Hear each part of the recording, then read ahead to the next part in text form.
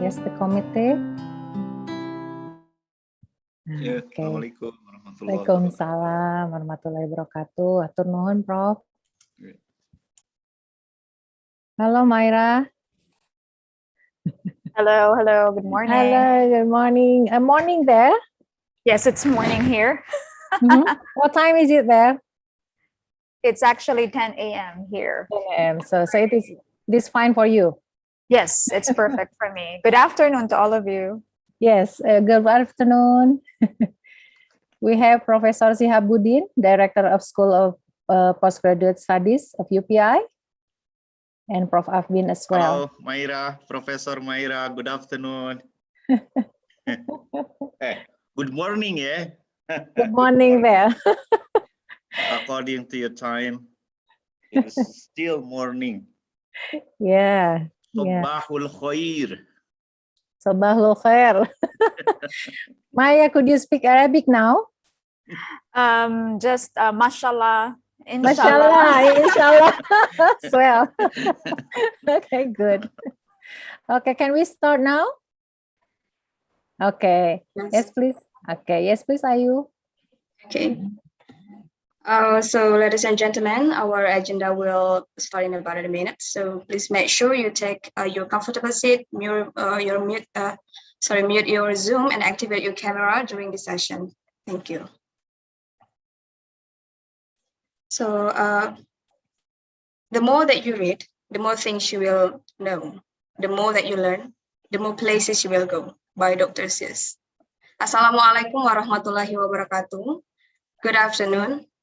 Ladies and gentlemen, to our highly respected Director of School of Postgraduate Studies, Universitas Pendidikan Indonesia, Professor Dr. Haji Shihabuddin MPD, Honorable our Head of Educational Psychology Program, Dr. Tina MPD Psycholog, our eminent guest lecturer, Assistant Professor Prof Myra Garces Baksal,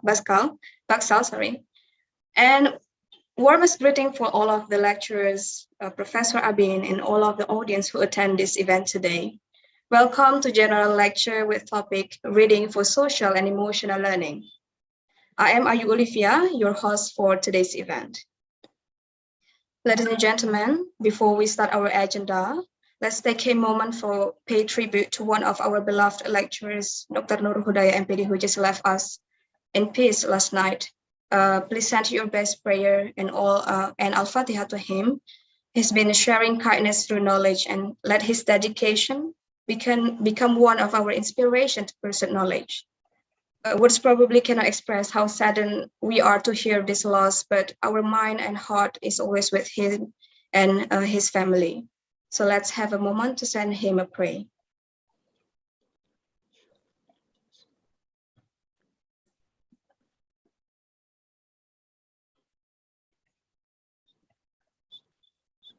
Amin ya Rabbal Alamin.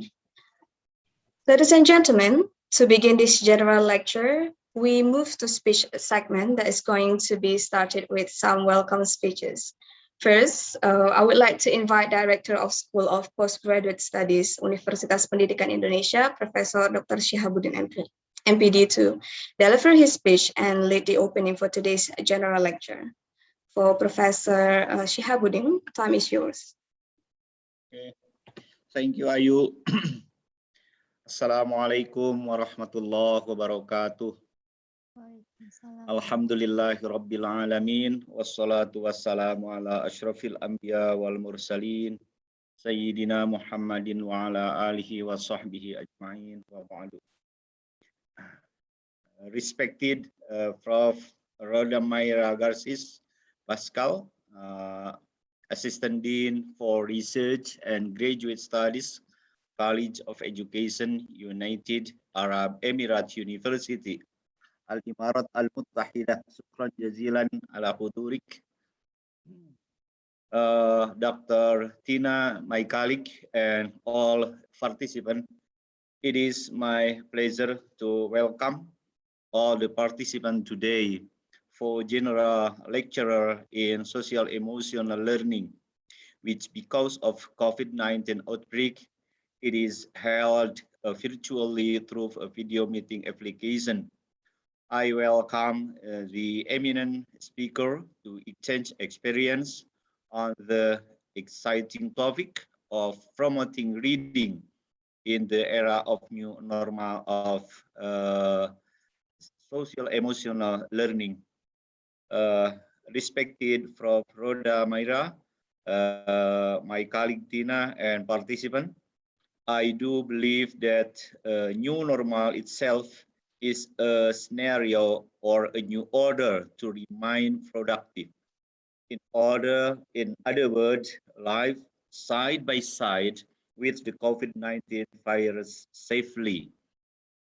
Consequently, it's bring change in various fields of life, including new phase of education as central actor in regeneration and cultural inheritance process among global issues challenge, which one of aspect is change in the way of our reading.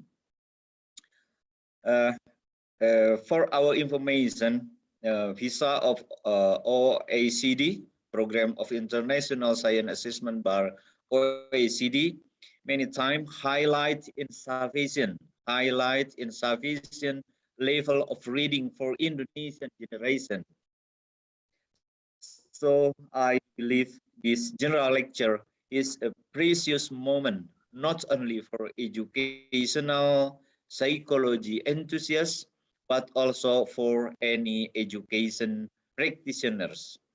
We are all seeking inspiration and hunger with knowledge and experience sharing from speaker and its dialogue with participant about this topic. Finally, I would like to express my deep respect to all the committee and especially Dr. Tina for her leadership. I hope all of us will learn a lot and lead to more academic advancement and friendship in the future. Thank you very much. Assalamualaikum warahmatullahi wabarakatuh. Waalaikumsalam warahmatullahi wabarakatuh. Thank you very much, Professor Shihabuddin, for your speeches. Next, we would like to invite Head of Educational Psychology Program, Dr. Tina Hayati Dahlan, MPD Psycholog, to deliver her speech. For Dr. Tina, time is yours. Thank you very much, Ayu. Assalamualaikum warahmatullahi wabarakatuh. Waalaikumsalam warahmatullahi wabarakatuh. The respected Director of School of Postgraduate Studies, Universitas Pendidikan Indonesia, respected Associate Professor Roda Myra Garces Baksal. Welcome to virtual Indonesia, Myra. Yeah, it is the second time Myra is our guest lecturer here, Prof Shihabuddin. This is the second time for educational psychology event. Yeah. Actually, I think it's the third. A third, right? Yes, it's the third. Third, with early childhood education, maybe. Correct. Yes. Yeah. That's right. Yeah. Yep. Yeah. Okay, respected lecturer and the students of SPS UPI and all audiences, thank you very much for the attending in the general lecture held by Educational Psychology, School of Postgraduate Studies, Universitas Pendidikan Indonesia. So everyone knows that reading is important, but have you ever asked yourself, why is that so? Yeah, we seldom reading A, B, C, etc., but sometimes we never ask about why is that so. So reading is one of the most practical activities that a human being can do. Unfortunately, it is a disappointment that people these days read less. Yeah, especially here, maybe in Indonesia. I don't know about the worldwide. Maybe it is the same or not. As we know, books were the main source of entertainment centuries ago, but with the widespread of the technological advances such as the cinema, television, internet, among others, many people left their books on the bookshelf. The purpose of this speech is to present the general lecture is to present the benefits and the importance of reading for social emotional learning. The reason are that it is through reading that a person is going to be able to discover new ideas, concepts, meet new places, and people at a time, money or reality sometimes prohibited. It develops your communication tools and expands your knowledge and the conception around us. So we can wait for the Myra speech. We cannot wait. We are very pleased and honored to welcome and would like to appreciate our guest lecturer, Associate Professor Roda Myra Garces Baksal, Assistant Dean for Research and Graduate Studies, College of Education, UAE University, for delivering speech about reading for social emotional learning. I enclose my speech to welcome Myra and her precious speech. Thank you very much. Assalamualaikum warahmatullahi wabarakatuh. Waalaikumsalam Waalaikumsalam warahmatullahi wabarakatuh. Okay, thank you very much, Dr. Tina Hayati Dahlan, for your speech. Ladies and gentlemen, now we move to the main agenda of today's event. It is my pleasure to introduce to you our speaker for today's general lecture, Assistant Professor Roda Myra Garces Baksal. Good afternoon, Professor Myra. Hello, everyone. Can you hear me well? Yes, of course. Okay. Before we go further, allow me to read a short profile of Professor Myra first. So, since 2012 until 2019, Professor Myra was the Assistant Professor in Early Childhood and Special Needs Education Academic Group in National Institute of Education in Nanyang Technological University, Singapore. And now Professor Myra is the Assistant Dean for Research and Graduate Studies College of Education in United Arab Emirates University. And Professor Myra has 20 years teaching experience across over 30 courses taught. She's been keynote speaker around the world, conducted in many countries. Even a few days later, Professor Myra will be one of our speakers in international virtual course, which held in our educational psychology program. And she's been published over 45 international peer-reviewed journal articles and international book chapters, which one of her research focus is on reading and social emotional learning. So without further ado, it's time for us to invite Professor Myra to present us the topic for today's general lecture. So for Professor Myra, time is yours. Thank you. Thank you so much, Ayu, for that introduction. Thank you to all the organizers. Thank you to Professors Sihabuddin, Professor Tina, all the esteemed colleagues who are with us today. It's truly a privilege to be among the highly distinguished lecturers and the bright students of the School of Postgraduate Studies, Universitas Pendidikan Indonesia. Like what I mentioned earlier, this is actually my third time. The first time was in, if I'm not mistaken, in 2019. So that was face-to-face. And I've had the privilege of really experiencing your warm hospitality, the fabulous massage parlors, and delicious food that you have prepared for all of your international guests. So I do miss that. I miss that greatly. Yeah, I did too. Yeah. Yeah, I miss that moment. I know. I think we will get there eventually. Yeah. So the presentation that I have prepared today is actually very interactive. I know that most of you are very learned in your respective fields, and I'd really love to hear about your thoughts and about your ideas as well. So I have prepared it via menti.com. So while you are also listening to me here on Zoom, my suggestion is for you to go to this link. Let me just put it in the chat box right now. So please do make sure that you go to that link so that you will be able to see and answer some of the questions that I have prepared for you, because like I said, I want this to be as interactive as possible. So, okay, great. I'm hoping that you have now clicked on the web link. Let me see how many people are there. I'm actually using two computers. I think this is the way the world works right now. So I Yeah, will right. navigate across screens. Okay, so I see 7 people coming into Menti at the moment. Okay, so there are 9 people now. Great, awesome. Okay, so let me just move the screen, but I will hope for more people to join in Menti. Right now, I see that there are 54 participants. So I'm really hoping that there will be more joining through Menti. Okay, so moving forward, let me just go to my screen here. All right.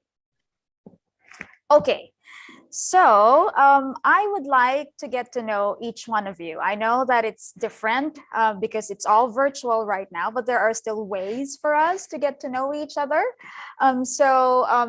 Just for me to know whether you are a school teacher, you are a university lecturer or professor, are you a parent, are you a postgraduate student? I'm sure that you take on multiple roles, so you can actually click on multiple emoticons, whichever is appropriate for you. Do you see the school teacher here? Why do you think I use that particular image? Yeah. Right? Because I think most school teachers, particularly, given what we are experiencing right now, they're just very tired and they're often falling asleep in front of their screens. Yeah. Okay. So let me see. Right now we have 2 hearts. So 3 school teachers, 1 parent. I'm sure there are more parents right now in the audience. There are 12 postgraduate students. Come on, people. I'm sure there are more. Let's see. Let's wait for a little while. Okay. So the university lecturer professor is a little more alive compared to the school teacher. Right? And the parent is, also cooking at the same time that I am sure they're also doing multiple other things. And the postgrad student is just very relaxed, drinking coffee, reading by the window. Okay, so more postgrad students coming in, 17 people, 3 school teachers, a few university lecturers. Okay. So few parents at the moment in our audience. Okay, increasing number of postgrad students. Okay, 19 now, great. So we have 57 participants. Let me type again the Menti code and the link just so people can join us. I would also be able to share the results of this presentation with you at the end. Once we gather all of the data, once all of the responses come in through Menti, I can share that with the organizers as well. Okay. Okay, great to see that there are so many postgraduate students in our crowd today. I'm hoping that there are also a few other colleagues, academics, researchers, distinguished professors who are with us today. Okay, great.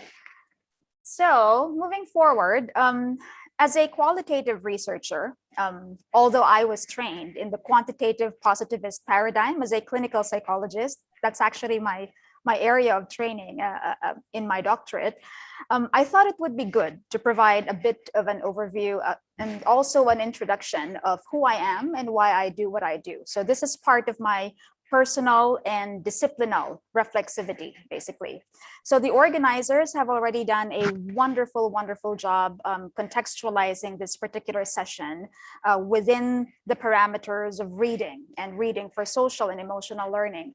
And while they have been very generous in describing me in terms of the things that I was able to, and very privileged to have done as an academic, I think I would really describe myself more as a book nerd. So I'm really just a geek. That is who I am. And I think you can see from behind me the number of bookshelves that we have. It's actually just a fraction, my husband is the builder of bookshelves. I think we have 17 in total. Oh, and really? we brought all of these, all the way from Singapore.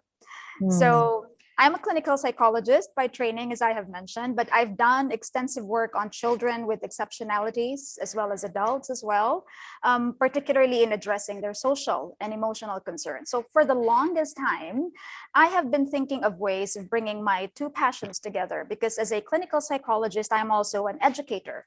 I'm a teacher educator specifically. That is what I have done in Singapore for the past 11 years. So I was very pleased to have been given an opportunity to combine my two passions together, actually my three different passions together, right? Psychology, reading, and being a teacher educator. So I developed a course elective for our higher degree students. So it's open to those who are taking their master's as well as those who are taking their PhD, which is very relevant for your case right now. And it's open across different specializations. And I called it Using Multicultural Children's Books to Promote Social and Emotional Learning. So this is a 13-week course that I have tried to condense in like 2 hours for today's session. And so some of you may also know that, educators in Singapore, teachers who are teaching in mainstream schools as well as private schools as well, they're mandated to teach SEL, or social and emotional learning, which I am sure may also be the case in Indonesia. So I will definitely ask you about this more, regardless of the specific subject areas that they teach, whether they're teaching math, whether they're teaching science, they're actually expected to also infuse SEL in their instruction. So from my conversations with them, they're often basically at a loss as to how exactly they can do this in a seamless manner.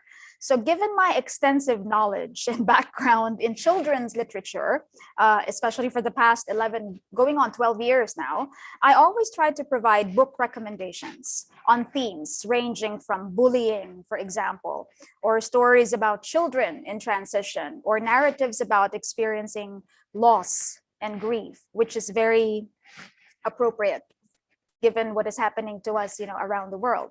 So I thought I might as well develop an entire 13-week higher degree course module around this. So each week I will bring around 40 to 50 books in a suitcase, filled to the brim of various picture books. And we will discuss various and specific SEL competencies, which I will be discussing with you all later. So I spend the first 90 minutes just discussing the theoretical aspects of the topic. And then the last 90 minutes, the teachers really have a hands-on, immersive experience with the picture books, which I am hoping to sort of do for us at the moment. I will be doing a few read aloud, and I will be asking for a few volunteers from the audience to read with me. So I am hoping that we can somehow simulate that experience in Singapore and now here in the United Arab Emirates as well with you all, even though it's in a virtual platform. So after being immersed in those picture books, the teachers, the postgraduate students, are actually expected to come up with discussion points, activities that they can introduce in the classroom using those books, which also I will be asking from you as well as part of the audience. So the idea really behind all of this is to follow Paulo Freire's injunction. I'm not sure if you're familiar with him. I'm sure you are. Let me put it in the chat box. So Paulo Freire's injunction, not just to read the word, but to read the world. Hence, it's multicultural picture books, which in this presentation, I will use interchangeably with the term diverse books. Okay, so that particular course became very, very popular. I often have like more than 30 students, max capacity, in that particular course. And there was a demand to introduce another course, this time for older readers. And so I developed the second course module using multicultural middle grade young adult literature and graphic novels to promote social and emotional learning. So throughout the development of the two courses, I was sure to embed a research component into it from its very inception to its actual implementation, because I really wanted to determine what its impact would be like to the teachers and how useful they feel these diverse children's books are from within the Singapore context, for example. Now, one of the key feedback that we received from introducing these two highly successful course electives offered to higher degree students is that there should be more in-service teachers who may not necessarily be taking their post-grad degree. They need this kind of training. So I came up with a 24-hour standalone professional learning course, which unfortunately I never had the chance to really introduce because I was invited to join the United Arab Emirates University. So when I joined UAE University in 2019, so that's more than 2 years now, 2.5 years to be precise, I was asked to teach a PhD course, a doctoral course on teaching learners with culturally and linguistically diverse backgrounds. So I also embedded a research component into my teaching of this particular course to determine students' culturally responsive self-efficacy beliefs, their views on culturally responsive practices, while I also introduced diverse and international picture books for them. So here is my research team that made my work on diverse picture books possible. I cannot stand here and sit here in front of you and not acknowledge them as well. So my research team in Singapore was really highly multidisciplinary with interinstitutional collaboration. So we had a children's literature expert from the University of Canterbury, New Zealand, Professor John Mackenzie. We had a folklorist and theoretical linguist from the University of the Philippines, Professor Tuting Hernandez. There is my co-PI, former colleague, Dr. Rowani Tupas, who was also working at the time at the NIE. He's a renowned social linguist with the English Language and Literature Department. I also have Ms. Serinajit Kaur as another co-PI. She has been teaching for over 15 years in Singapore schools and now currently working as a master teacher with the Ministry of Education in Singapore. So my research team at the UAE is also proudly multi-ethnic and multidisciplinary. So we're basically examining the reading lives of students and faculty from the College of Education. We are in the process of developing a catalog of diverse picture book titles on exceptionalities and those who are considered the others in society. So my co-PI for this project is the chair of the Special Education Department herself, Professor Hala El Hawaris. She's a Sudanese American who has been here in the UAE for over 15 years now. We're very privileged to have our very own dean of the College of Education, Dr. Najwa Al-Hossani. She's an Emirati and also a member of the research team. She's an avid reader. She's a champion of reading and literacy practices here in the country. We have 2 PhD students who are working with us. Najla is a math teacher, but she's also a translator, an experienced translator, and she loves books. Hind is an English teacher specializing in special education. And Dr. Rowani Tupas is still a part of the project, but this time he has moved to University College London.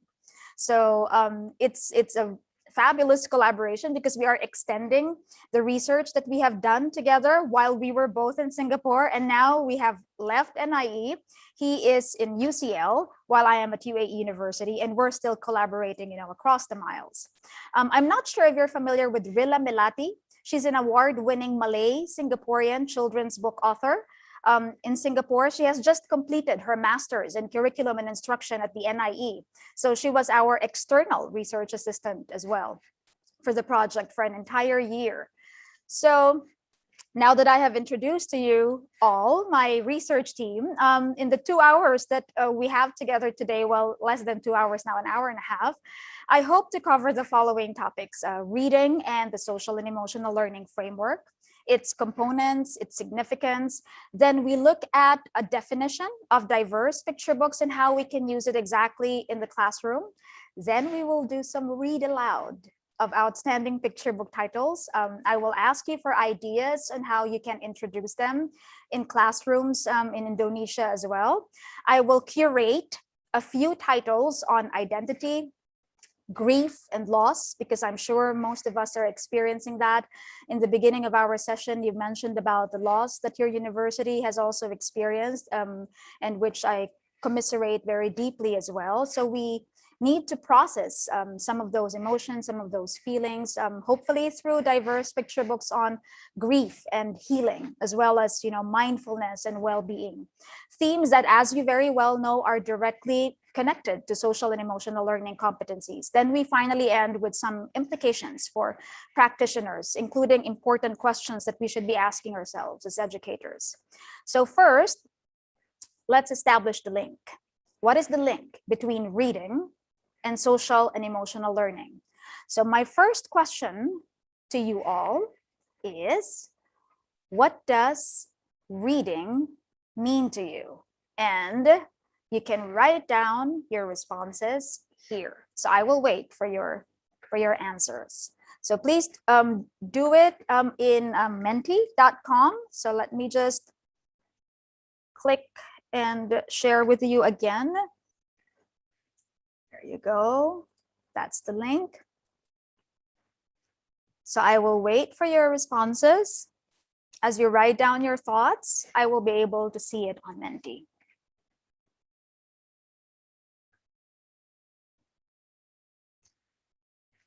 No wrong answers here. It's very personal, deeply personal, I'm sure. Your relationship with reading is your own. We just want to have an overview of what exactly or how you value reading and what is your understanding of it.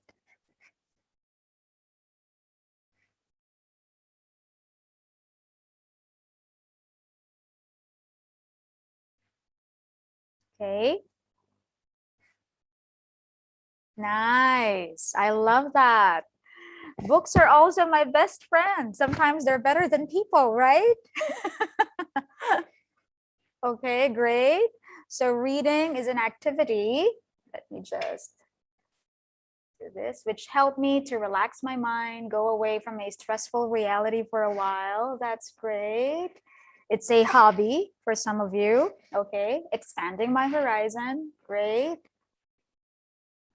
Nice. Books can be healing. To release my tension, stress, gain insight, nutrient of the soul. Wow, you have such amazing postgraduate students here. Yeah.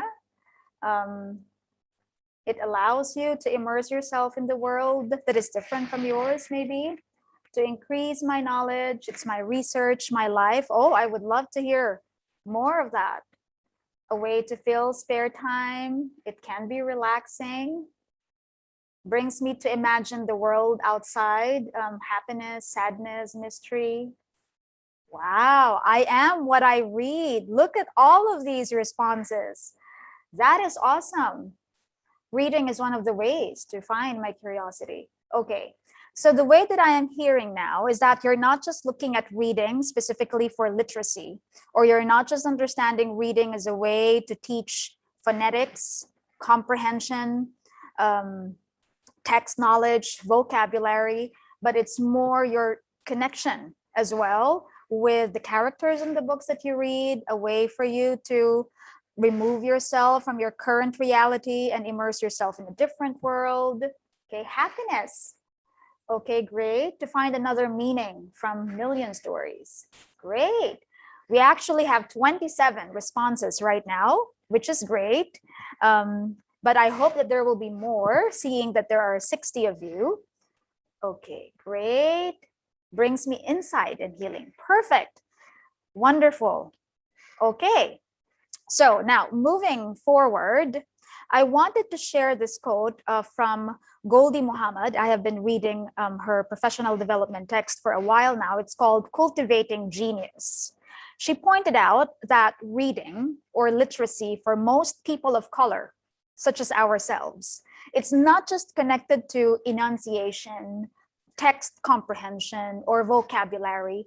Rather, it's connected to acts of self-empowerment, self-determination, and self-liberation. And she further stated, literacy was not just for self-enjoyment or fulfillment. It was tied to action and efforts to shape the socio-political landscape of a country that was founded on oppression. While the author was, of course, talking about the US, I am sure that this is true for most colonized countries or societies treated as conquests or territories by powers that be. We share that in common. I come originally from the Philippines, and I'm sure and Indonesia has also been conquered by or colonized by the Netherlands, right? So what is important to recognize here is the idea that literacy has always been viewed by marginalized communities and people of color as not just a required skill that needs to be mastered for school, but one that is meant to empower and to emancipate. So the figure that I am sharing with you all here is adapted from the Collaborative for Academic, Social, and Emotional Learning, or CASEL. So it is collaborating or collaborative for a reason, because it signifies the strength of the community that regards social and emotional learning as integral to a high quality and equitable education for all students. So if you look at their website, and I have shared the website link here on the slide, the vision of CASEL and all ministries around the world that adapt this framework, and it's adapted across multiple countries, is that all children and adults will become more self-aware, caring, responsible, engaged, and lifelong learners who work together to achieve their goals and create a more inclusive and just world through a commitment to social and emotional learning. So in the 11 years that I spent in Singapore, I know that SEL competencies, as I have mentioned to you earlier, they're expected to be infused into the curriculum, regardless of whether you teach math or science, whatever content areas you're teaching, either by being more mindful of teachable moments that are happening inside the classroom, or being more purposive and intentional as to how the specific competencies are taught. Singapore also has a character and citizenship education subject, where the expectation is that students will be taught the core values of self-awareness, self-management, social awareness, relationship management, and responsible decision-making. And what the Ministry of Education in Singapore has done is to break down each of those SEL competencies, and they indicated a clear description that could suggest potential behavioral indicators, as you can see in this table here. So what I have done in my own research study is to develop a catalog of diverse picture book titles that would fit into each and every one of these core SEL components. So there is an interconnection across each of those SEL competencies. If you look at it closely, the more that you are self-aware and you're able to identify your feelings, the better able you are to manage yourself or to regulate your emotions. Once you're able to have that degree of self-awareness, then it's easier for you to recognize other people's emotions, leading to social awareness or empathy, which can then feed into relationship management, or being able to relate well with others through effective communication and managing conflicts more effectively. So the more advanced level among the competencies, I feel, is responsible decision-making. So in this competency, you're able to go beyond yourself, and you reflect on your personal, moral, ethical responsibility, or how you can be of service to the community. So here is where teachers are able to introduce components such as equity, inclusion, social justice, how we can lift each other up within our own social circles, our sense of responsibility towards one another, and not just ourselves, basically. So a significant number of research studies from around the world have already established that SEL instruction, be it explicit or organically done, it works. So children feel valued, they feel seen, they're not invisible any longer, and they feel closer to their teachers. And they have that deeper sense of school community and commitment to their schoolwork and to their school values. This makes them more engaged, more motivated to learn, less likely to act out or have behavioral issues, and more open to accepting others or those whom they consider different from them. What we are further seeing from industries around the globe is that they are in need of people who are not just skilled at what they do, or not just good at what they do skills wise, but that they're also able to work as a team player, they're personable, they're empathetic towards the needs of other people. For example, the image on the left is from the School Library Journal in the US. So they're emphasizing the need to teach students resilience, empathy through social emotional learning strategies, and how books or libraries can help with that. So this has implications for educators, for graduate students, for professors such as yourselves, because what it means is that teaching our content areas, it's not enough. We also need to prepare our young people how to build the necessary dispositions that will enable them to succeed in the workplace. That includes managing deadlines, dealing with stress, how to manage conflicts with people they're working with, how to do effective cross-cultural communication with people whose cultural practices may be different from theirs. So in short, to become global citizens, or citizens of the world who also have a deep and abiding sense of who they are. So I mentioned earlier about my research study on SEL and how I mapped diverse picture book titles across each of the SEL competency. I know how important it was to make that information accessible to most people around the globe. So I shared it through my website, gatheringbooks.org, where I have created what I call the social and emotional learning bookshelf. And you're more than welcome to go through that website. So my sharing of that catalog or that SEL bookshelf became immensely popular with a lot of librarians, particularly international school librarians, and was also featured in Straits Times back in 2017. So I'm doing something similar now here in the UAE, as I have mentioned earlier. So we're creating a catalog of international diverse picture book titles that look into exceptionalities, special needs, high ability, portrayal of those who are considered as others or outsiders in society to promote inclusive practices and social justice. As your organizers have mentioned earlier as well in the introduction, I have published quite a number of journal articles that look into diverse books for diverse children, building a book list for students from early childhood to gifted learners, and teachers' responses to such picture book titles published just early this year. I could share these articles as well if this will be of interest to your graduate students, or if anyone is interested. I'll be more than happy to send them to you by email. Now, let's move on to what exactly do we mean by diverse picture books, and why is it significant, and what is its connection to SEL? So this time I want to hear from you again. What is your definition or understanding of diverse picture books? So I will give you a chance again to write down your answers through menti.com. Okay, so the code, let me type it again. There you go. It's in the chat box. So please visit this again or go to menti.com with this code. All right. So I will pause for a while and wait for your answers.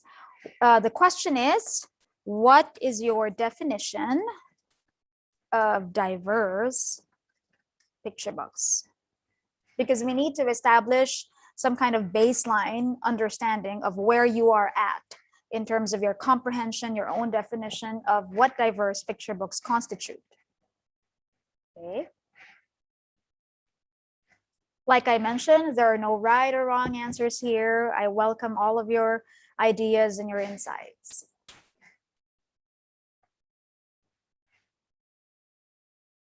And I will read your responses as they come along.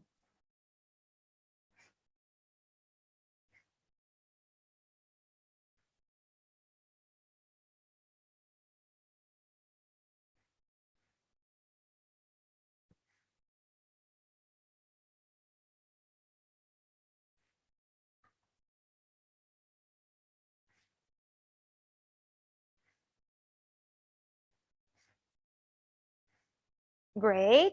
So books with diversity of pictures. Nice. Any other responses? It's actually very easy, right? To go through menti.com, you just type down your responses, and then we see it live as it happens, which is perfect. Okay, so interactive books for kids, great. Books with pictures to describe the story, okay. Kinds of books that contain meaningful multicultural messages presented in colorful, animated form, all right. Nice. Other thoughts? From the brilliant and outstanding postgraduate students from UPI.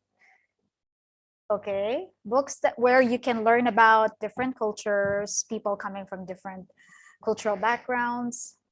Okay, good. A whole world in a book. Nice.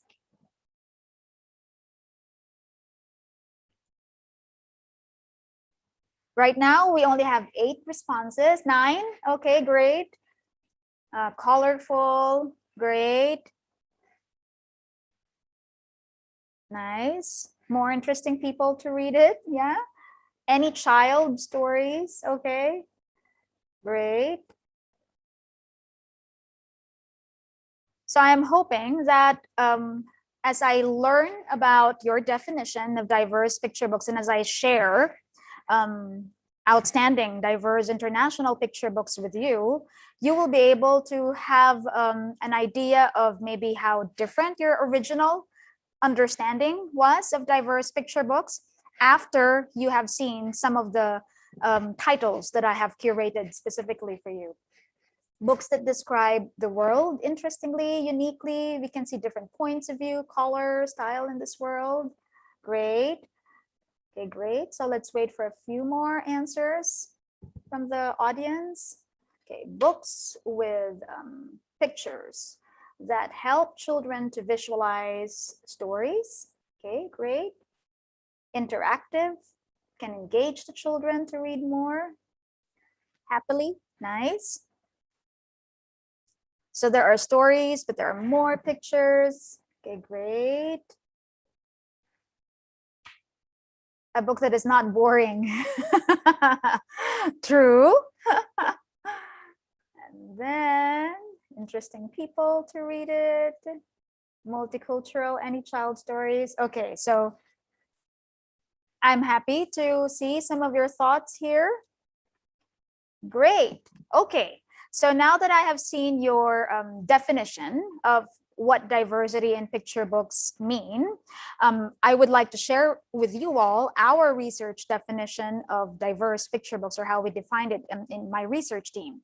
So we went beyond themes that simply look at diversity in race or ethnicity, but we explore the whole umbrella of multiculturalism to also include diversity in religion, ability, gender, age, identity, body image, political beliefs, socioeconomic status, with an eye towards surfacing the stories of those who are in the fringes or those who have been historically marginalized in society. So we look at picture books as works of art, and you will see samples of this in the second part of my presentation.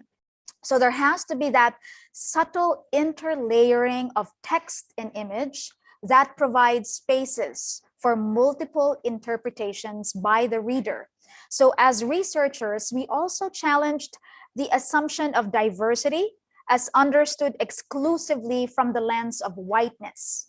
So in the course module, I made sure to cast the net wide to include international titles from various parts of the world. And I was very mindful to introduce locally published titles and picture books coming from the region, from Indonesia, from Malaysia, from India, to promote this sense of identification from within one's cultural context. I also make it a point to invite, Singapore-based authors and illustrators in my course module, and on occasion, international authors via Skype, at least once every semester, for teachers to really have meaningful discussions about the concept of authorship and relevance. So I also served as the program director for the Asian Festival of Children's Content in Singapore, the AFCC, from 2012 to 2019. And I'm still serving as an international advisor at large for the AFCC, where we make sure to invite a number of authors, illustrators, teachers, academics, publishers who have made children's literature their life's work. So our study aimed to expand the notion of relevance by not assuming that Indonesian readers would only want to read about Indonesian people, for example, and that African American or Australian or other Southeast Asian narratives are therefore not relevant to them because they're coming from a different cultural reality. So I've heard teachers, from Southeast Asian countries who claim that why should we share stories about Black Lives Matter, for example? It's not relevant in our context. So our study challenged assumptions of relevance by asking important questions like, who determines what books are relevant for whom? Because this in itself is already an act of power on the part of the educator. So more than that, it defeats the purpose of diversity in diverse picture books. So the idea is really to promote that sense of identification, while at the same time challenging the reader to go beyond themselves by recognizing that there is a much bigger world out there. And more importantly, that my cultural traditions or beliefs are neither better nor worse, nor more or less important or relevant than this fascinating story that I am reading. It's just different. Now, my next question to the audience is, do you use diverse picture books in the classroom? Now that you've heard our research team's definition of diversity in picture books, do you use diverse picture books in the classroom? So please answer either yes or no, and we will see from Menti just how many of you are currently using picture books in the classroom. Okay, so far it's a no. How about the others? Okay, great.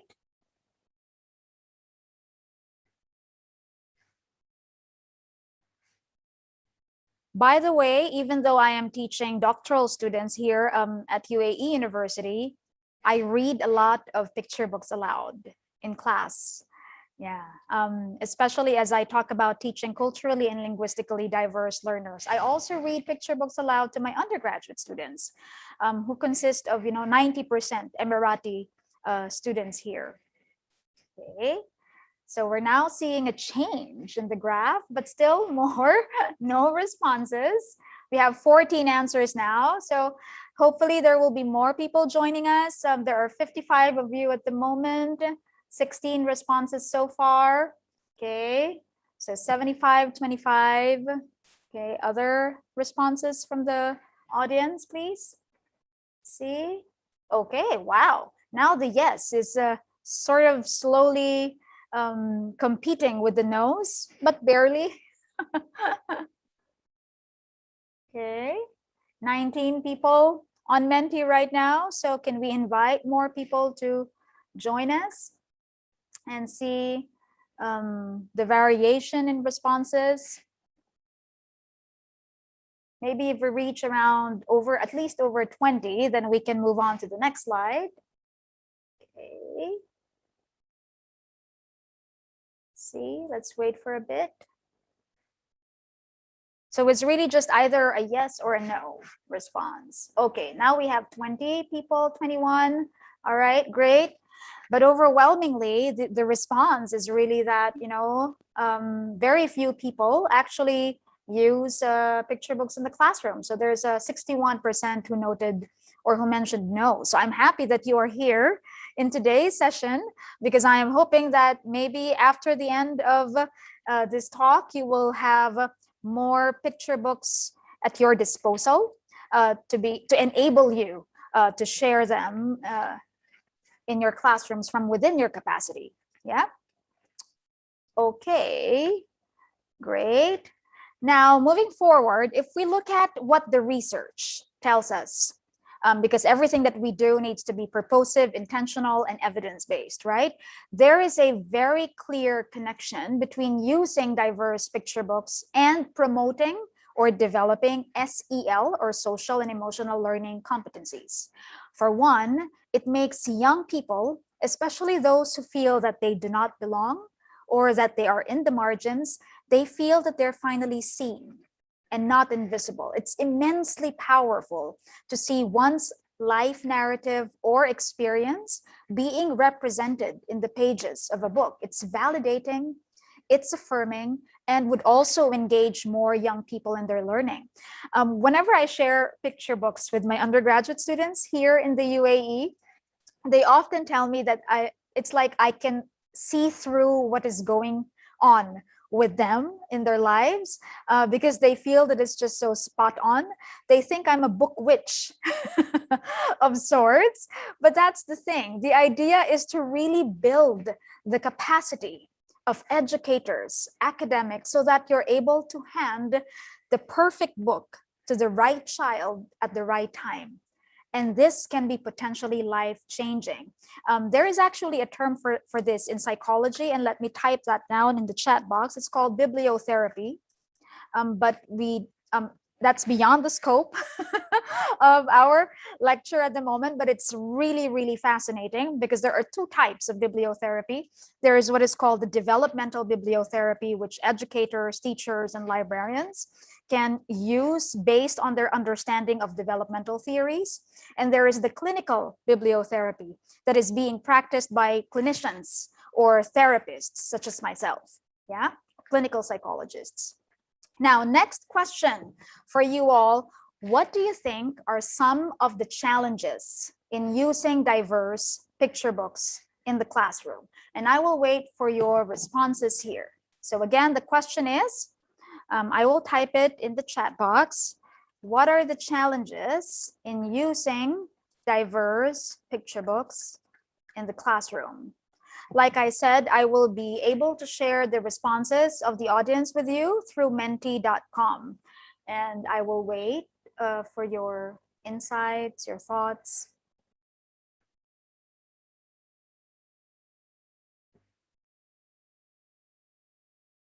So again, the question is, what do you feel are some of the challenges in using diverse picture books in the classroom?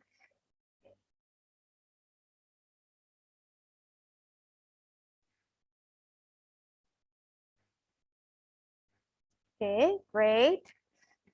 Maybe the students are not interested and they might not feel engaged with the reading material that you have. Yeah, very valid point. Okay. Let's see some other responses.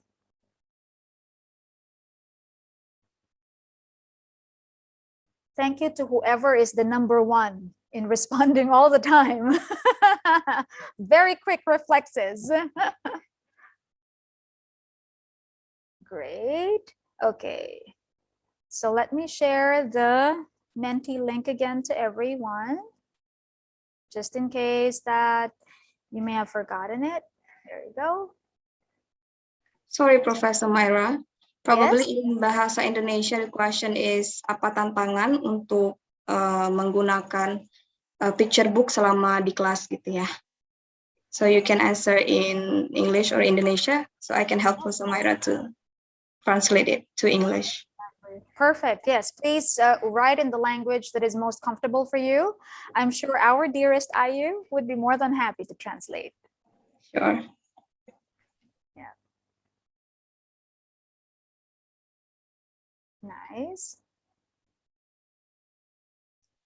Yep. So how to find the perfect book to engage all the students in your classroom. Okay. Good. Get the pictures that represent what you want.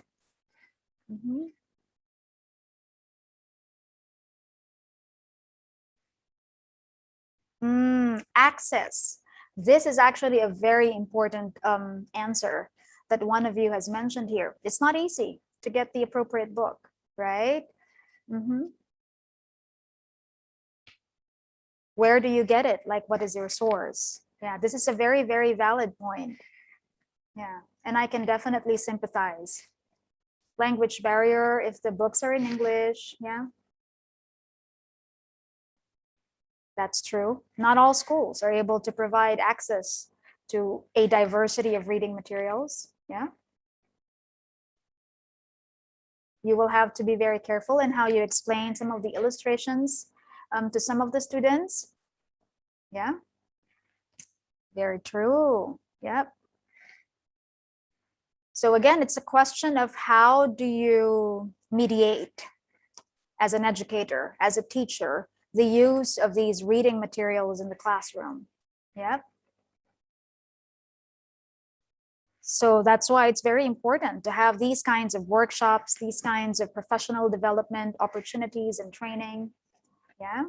Limited sources of quality picture books for children. I would actually argue that we have quite a number of outstanding illustrators in the region. So it's a matter of really familiarizing ourselves with some of them. In fact, when I served as a research fellow in Munich at the International Youth Library, which houses the largest international children's literature collection in the world, the librarian actually gave me a stack of picture books from Indonesia. So I had to travel, all the way to Germany from Singapore at that time to be able to see such outstanding, picture books coming from Indonesia. Yeah. Difficult to explain the illustration. Good. Yeah.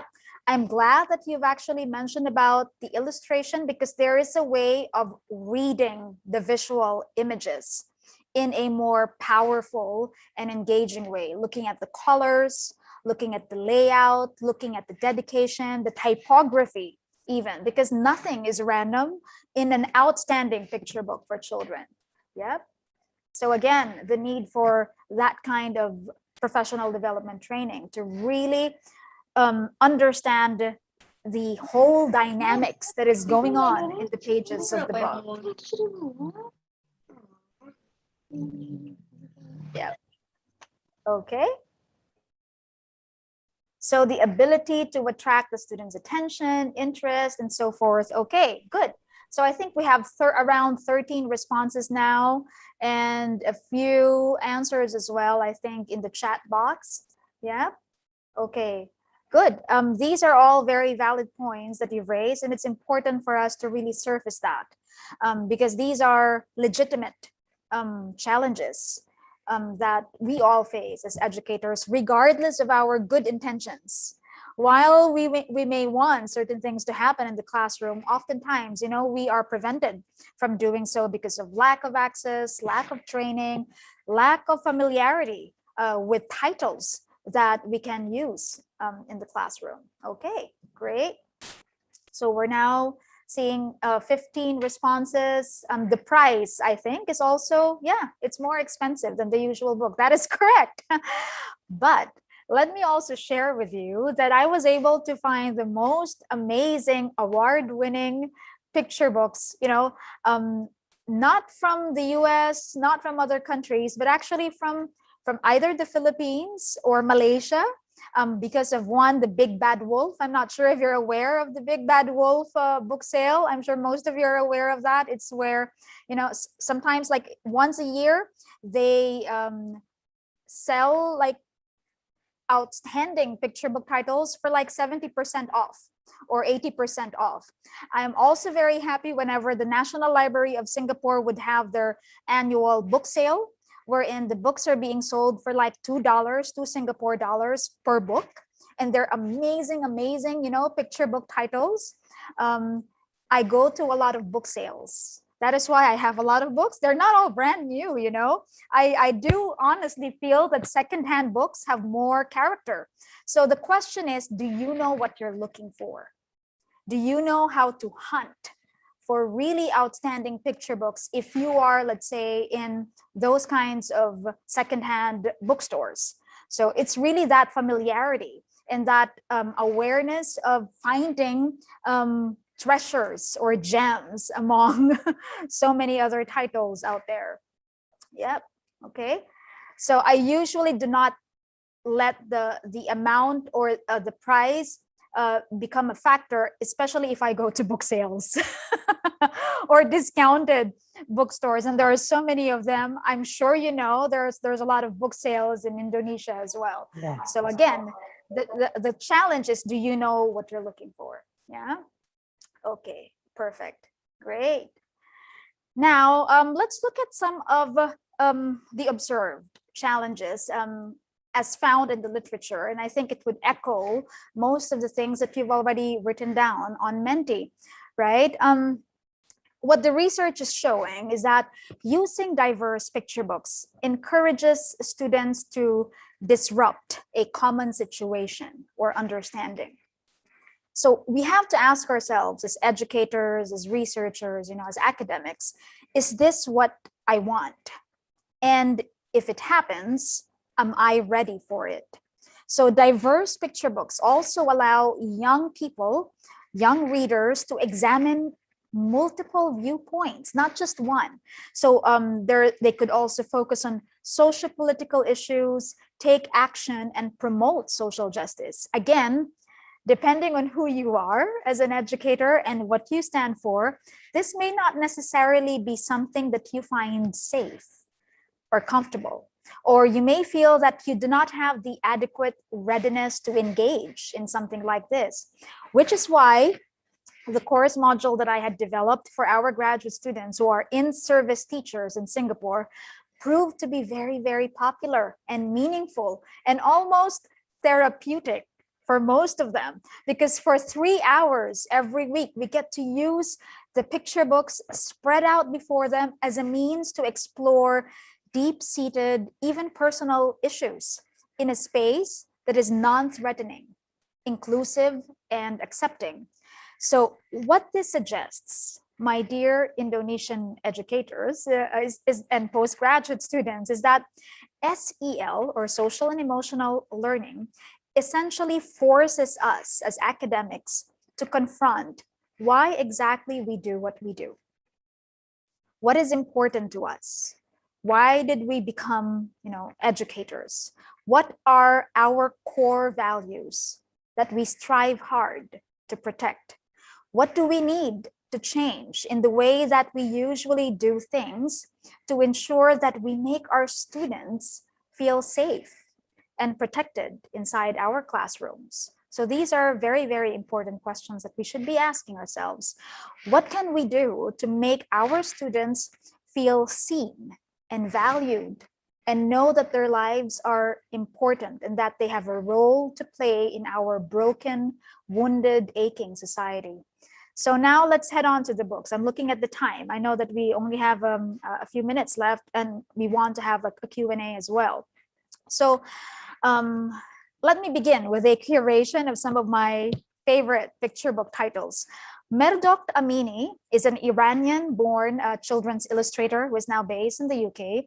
She has collaborated with quite a number of female authors, such as Henna Khan and the amazing Mehdi Okorafor. So here is a list of some of the picture books that she has illustrated. And let me highlight on a few of them. So in Crescent Moons and Pointed Minarets, for example, Henna Khan and Merdok Amini transforms a predictably simple concept book of shapes to one that is imbued with a clear sense of identity, a celebration of culture, while honoring one's faith in such a quiet and unassuming but very decisive way. This picture book, for example, is a testament that there is a diversity even within one's own culture. Now that we have moved here to the United Arab Emirates, I'm able to witness firsthand how diversified the Arab culture is and how people from various races and ethnicities in different parts of the world all honor the same God in their own distinct ways. So I really rejoiced at seeing that heterogeneity reflected in this beautiful picture book. Moreover, each shape, because it's a book of shapes, right? It has now taken on a sacred significance, from the rectangle door of the mosque to the triangle in the mimbar's set of stairs. There is a profound and worshipful tone to the narrative that does not pontificate, but they invite readers to come in, regardless of what religious denomination one comes from or one believes in. There is also a coming together, a shared sense of community, a festive feeling that resonates throughout the entire book that is nothing short of joyful. Now, my favorite of Merodach Amini's book, however, is Yo Soy Muslim. Do you know what that means? Yo soy Muslim. It's actually Spanish. Anyone who speaks Spanish here? Let me see whether I can see from the chat box. Anyone who knows what the title means? Yo soy Muslim. I have taken an introductory Spanish course when I was an undergraduate student, like billions of years ago, decades and decades back. But anyone who knows what the title means? This is one of my favorites, and I often read it aloud. The last time I think that I read it aloud in an international setting was in, where was it? I think it was in Albuquerque, yeah, in New Mexico, to a group of predominantly white teachers and educators and academics and researchers. Yes, exactly. Good. So there is one here who understands Spanish. Yo soy Muslim is actually can be translated to I am Muslim. Yo soy is I am. So yo soy Myra. Yeah. So this is a picture book that I am hoping that I can read aloud to all of you right now. And I've read it countless of times here in the UAE as well, and which I now wish to share with you all. As I've mentioned earlier, I wanted you to have an immersive feel of what it means to really read diverse picture books, okay? So Yo Soy Muslim is a father's letter to his daughter, written by Mark Gonzalez and illustrated by the Iranian illustrator that I have mentioned earlier, Merodach Amini. If we look at the dedication page, because I look at all the aspects of a picture book whenever I share it aloud, let's look at the dedication page here. According to the author, it's dedicated to my daughter and all children. May you know you are loved. And the illustrator, Merodach Amini, said that it's to all the little ones learning of their roots. So are you ready for a read aloud? Yes? Yes. Yes. Awesome. Yes. All right. Thank you. Thank you, Ayu. Thank you, Professor Tina. All right. It has been said, if you climb a tree to the very top and laugh, your smile will touch the sky. If you stay there overnight, you will learn to count stars like dreams. Inside cities, where skyscrapers cloud the view of everything above, walk in the steel shadows, remembering Mayan pyramids that too lived amongst the heavens. There are questions we all ask when we are learning what it means to be human. Who invented my hands? Why wasn't I born with wings? And does the moon ever get lonely? There are questions this world will ask. What are you? And where are you from? And there will come a day when some people in the world will not smile at you. On that day, tell them this: Yo soy Muslim. I am from Allah, angels, and a place almost as old as time. I speak Spanish, Arabic, and dreams. Mi mama creates life. Mi abuelo worked the fields. My ancestors did amazing things, and so will I. No matter what they say, no, you are wondrous. A child of crescent moons, a builder of mosques, a descendant of brilliance, an ancestor in training. Say it with me: Yo soy Muslim. Our prayers were here before any borders were. Yo soy Muslim, and the deserts hold the secrets of souls. Yo soy Muslim. Hummingbirds send blessings with their wings. You soy Muslim. If you listen closely to the drum, you can hear God. Dance, smile, laugh, pray. Say it with me. You soy Muslim. You soy Muslim. By those who dance with the wind, smile at the sun, laugh in the rain, and pray. All right. So that's the end. Now, what did you think of the book? And what activities can you introduce with this book? What discussion questions will you ask? I will now wait for some of your responses. So please go to Menti again. And I would love to hear how you felt after I read that book aloud. What went on in your thoughts, in your mind, and what activities can you do with that book? Anyone who has read that book before? No? No one has read that book? Not yet. No, I'm not. Never. yet. Nice. Okay, so I'm glad that it was the picture book that I chose for today's session. So let me wait for some of your thoughts and responses. Please go to Menti. Here is the link again. Okay, here we go.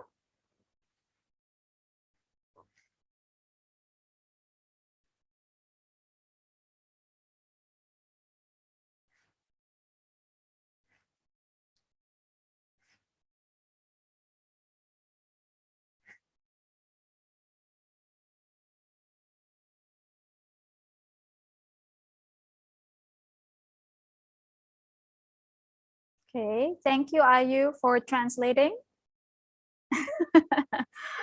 Yep, please feel free to write down your responses, your language. Yep.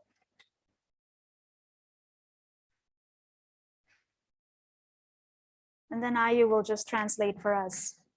Yep.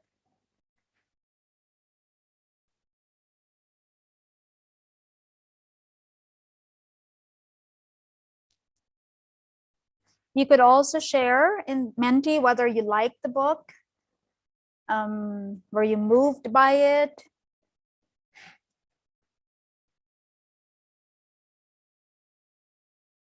Okay, so one person has now joined Menti. Hopefully there will be more joining us. And let's see some of the thoughts, some of your responses. There are now 4 people joining us. Let's see.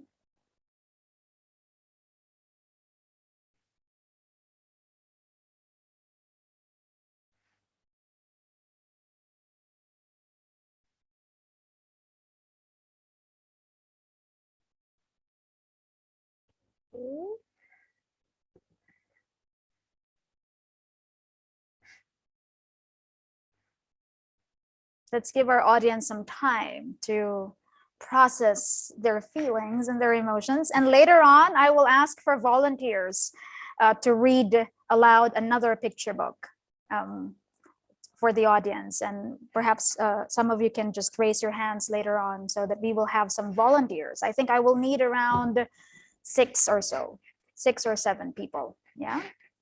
Okay. So now we have 11 people on Menti, but I still don't see some of the responses. I'm not sure why. It should already be here. Let me see. Okay.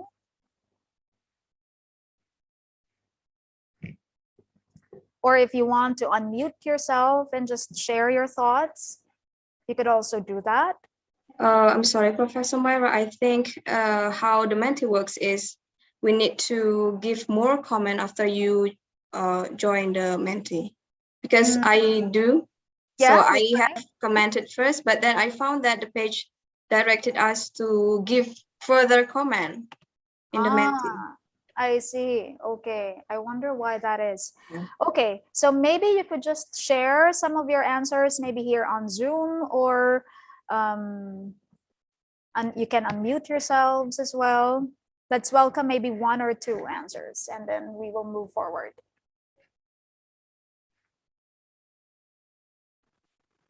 Professor Myra, Yes, please. thank you.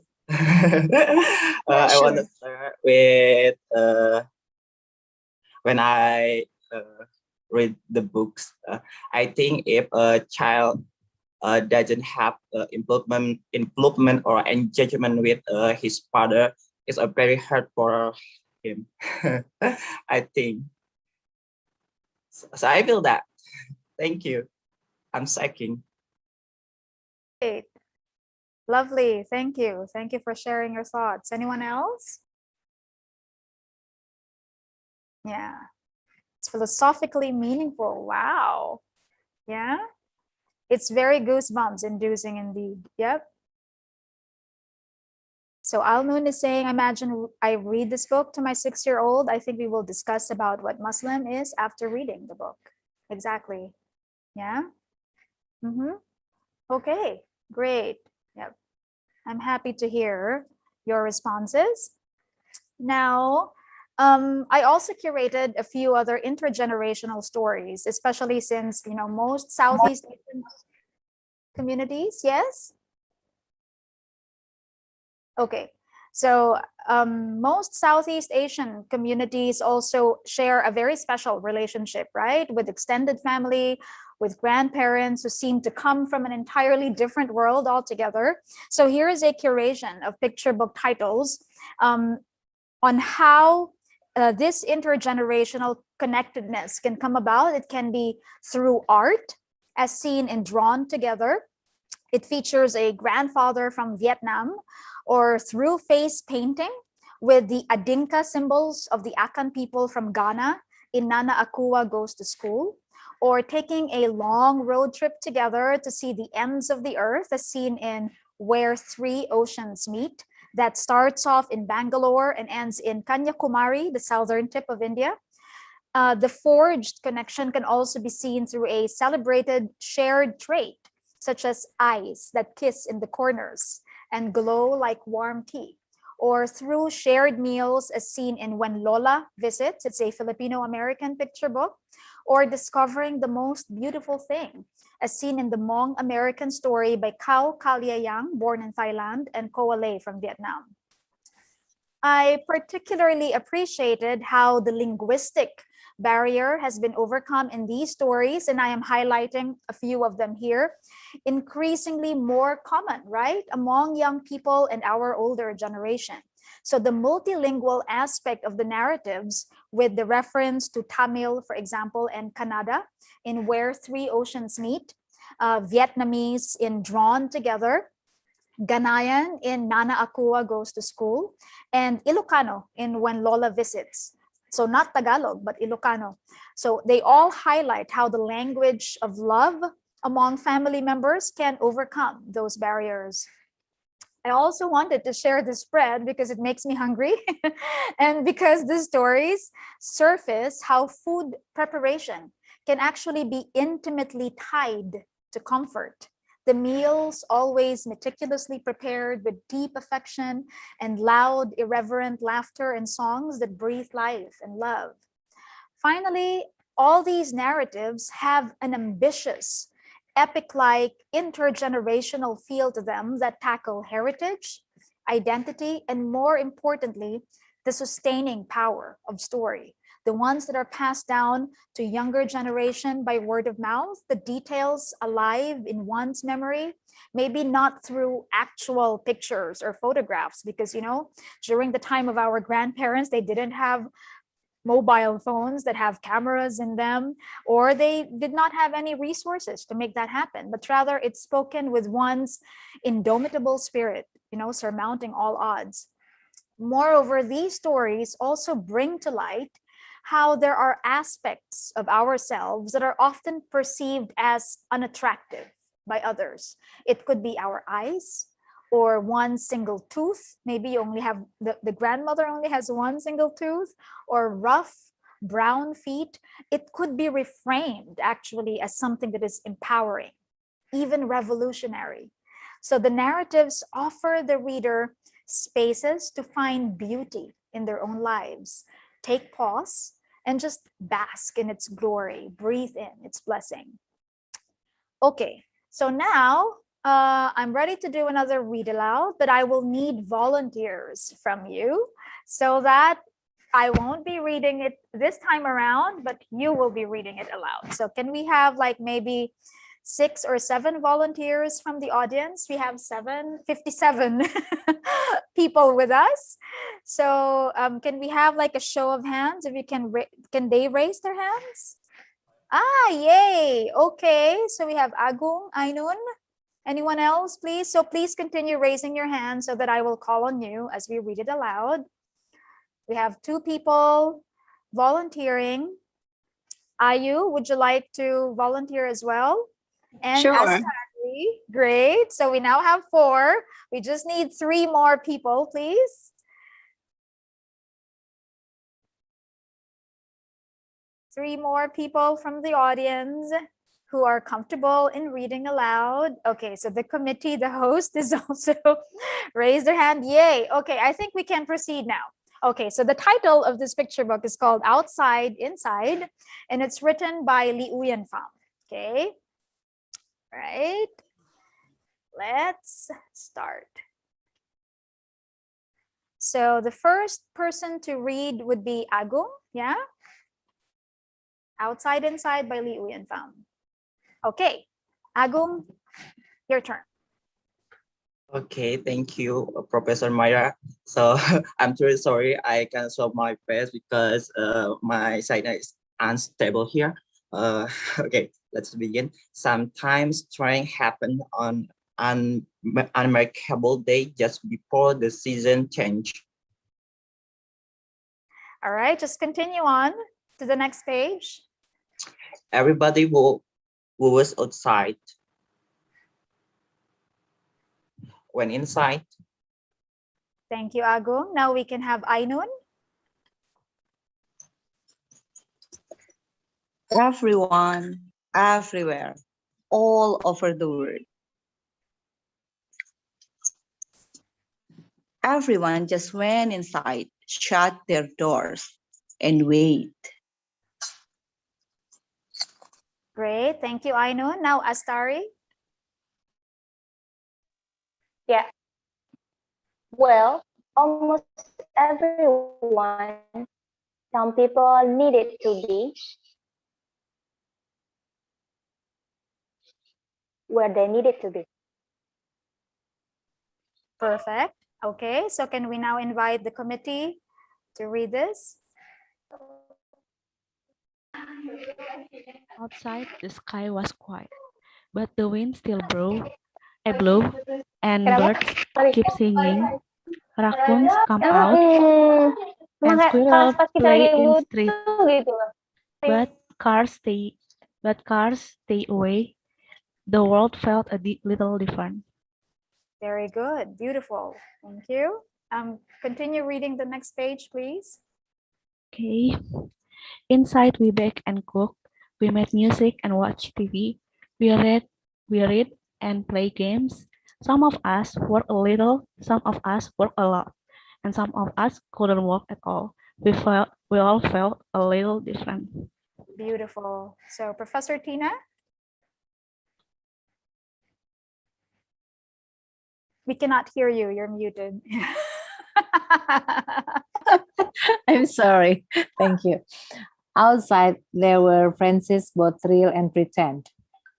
Swing sat still, and slides were lonely. Bells didn't ring, and halls were empty. We had birthdays without parties, share words without sounds, and reach each other without touching. The world was changing a tiny bit outside. Beautiful, thank you. Okay. Yeah, continue, please. Inside, we waited, we made things together, we laughed, and we worried, and did things alone, and we cried, and we tried to breathe. We hoped and prayed and wished. We were all changing a tiny bit inside. Nice, thank you. Okay, now Maya. Outside, The word kept growing. Go ahead. Inside, we kept growing too. Beautiful. So Aya, can we invite you to read the last few pages, please? Is it me? Yes. Okay. So why did we all go inside? Well, there were lots of reasons, but mostly because everyone knew it was the right things to do. On the outside, we are all different. But on the inside, we are all the same. And we remembered that soon spring would come. Inside and outside. Wonderful.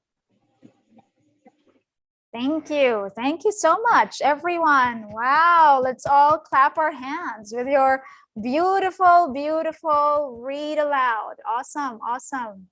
Great. So there is actually a very detailed author's note by Lee Uyen Pham, which is very moving because this is a picture book that, as you know, as you can tell, has been published during the pandemic. And she actually based some of the illustrations from people whom she knew personally.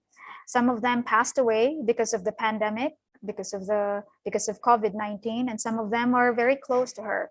So I've read a number of picture books that feature or highlight or that surface what is going on right now, but none as subtle and as moving as this one that we have all just read. Yeah. And I'd like to find out from you. So let's hope that this time around Menti works. How did you feel after reading the book? And what questions can you ask children after reading this particular picture book? Yeah. Let's wait from your responses this time around.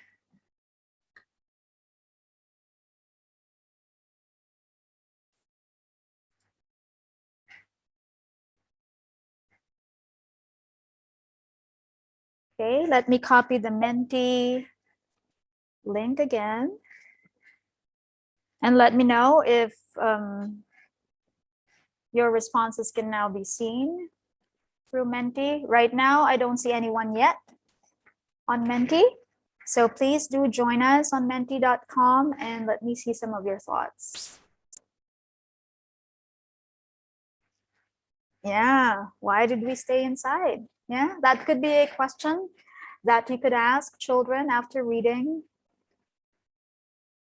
Okay, anyone else?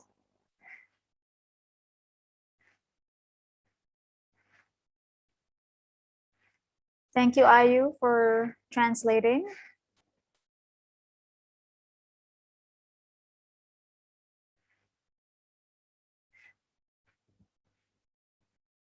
Yeah, good.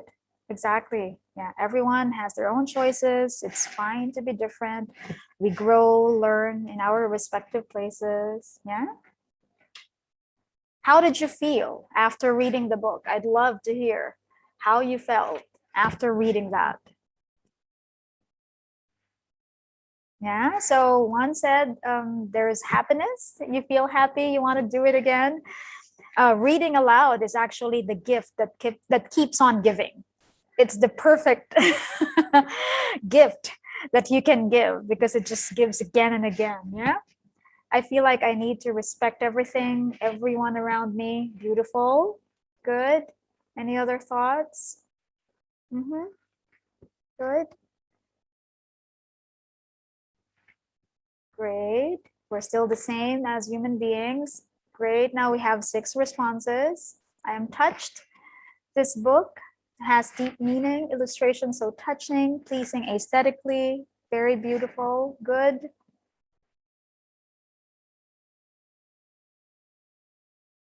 Yeah, it is hopeful, right? I love that answer because even in the hardest time, you know, it provides you with that thought that we will have a better time in the future. So it is hopeful. Yeah. Great. Exactly. So initially, when I asked you earlier, like, what are the challenges, right, in using diverse picture books in the classroom, you noted that, the students might not be interested.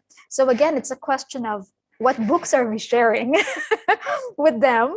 Why are they not interested, right? Why are we not engaging them through the books that we are reading? So do you think that if we read picture books like this, they might be more engaged? They might actually have that deeper sense of connection with the narrative and see themselves. It may not necessarily be identical with them, but they feel those threads of solidarity and connection with the characters in the narrative. Okay, great. I'm happy that you are loving the stories. Respecting each other is the best value that you can teach kids. Exactly. Yeah, good. That's actually a very good question to ask. Will you share your experience? Is it the same as what is found in the story that we just read together? Yes. Yeah, and it's a legitimate feeling to feel sad. Yeah, exactly. Yeah, facing the pandemic. Yeah. How about reading another book? Exactly. Great. I'm happy to see at least 15 responses from the 57 participants that we have today. Awesome. Great. Perfect. All right. Okay. Now, I have here a few other picture books on mindfulness and well-being because the past year and a half going on, I think over 2 years now, right? It has just been insane. If we really pause and just, consider the many lives lost, not just in Indonesia, but, just around the world, a significant portion of the world population just diminished in an instant. It's staggering. And so I'm grateful for these 4 picture books published in 2021 that allow not just young people, but even adults like ourselves the space to be quiet and breathe. And these stories speak of what it means to be present in the here and now. In My Thoughts Are Clouds, our interconnectedness as beings here in this planet, in the tree and me, and the many things we experience in life, good or bad, that we are thankful for, as seen in the book Thankful. And I quote, "I am thankful for all those things, love and dreams, night and morning, for a moon and a sun that always come back, for stars and candles to make my wishes on." Now, this book is a necessary collection of poems that literally breathe in and out and celebrate what it means to be mindful as opposed to being mindless. So beautifully illustrated by a Filipino-American, Isabel Pepper Rojas. It has poetic phrases written by the multi-award-winning American poet Georgia Hurd, such as, "Your breath is the translator of your heart. I become friends with the seasons of my breath, and my own voice blossoms. It will make any reader grateful for each breath taken." Now, can I ask for 3 volunteers to read the 3 verses here in this poem entitled Three-Way Loving Kindness Meditation? So can we have like 3 volunteers? Can you raise your hands, please? And we can ask you to read the 3 verses. Okay, so we have Agung, we have our committee raising her hand, and Salman. Perfect. Okay, so Agung, can you read this first one, please? This first verse. Go ahead, Agung. Okay, thank you, Professor Myra. I'm sorry, it's a very small. Okay. I know. Go ahead. Yeah, I will try to read. Three-way loving kindness meditation. Whisper this word to yourself. May I be at peace. May be safe. May I be safe. May I be filled with loving kindness. Thank Whisper you. this Yeah. word. Okay. Yeah. Okay, So thank that's you. okay. Thank you, Agung. Just the first verse. What's up? Thank you so It's much. very hard to be poor in the story. Yeah, I know, it's very tiny. Thank you so much, though. Okay, so now the committee, can you please read the second verse, starting with whisper these words? Okay. Can you hear my voice? Yes, yes. Okay. Whisper these words toward a friend or someone else. May you be at peace. May you be safe. May you be filled with loving kindness. Very good. Thank you so much. Okay, and the last verse to be read by Salman. Thank you. Whisper these words toward the earth. May the earth be at peace. May the earth be safe.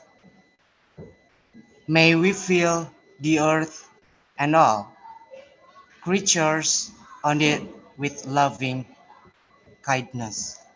Very Thank you. good. Thank you so much. Thank you. Yay. Awesome. Okay, let's have another round of applause for all the volunteers who just read this beautiful three-way loving kindness meditation, right? I think it also captures the essence of, Assalamualaikum, the greetings of peace, and it's beautiful. Perfect. Thank you all.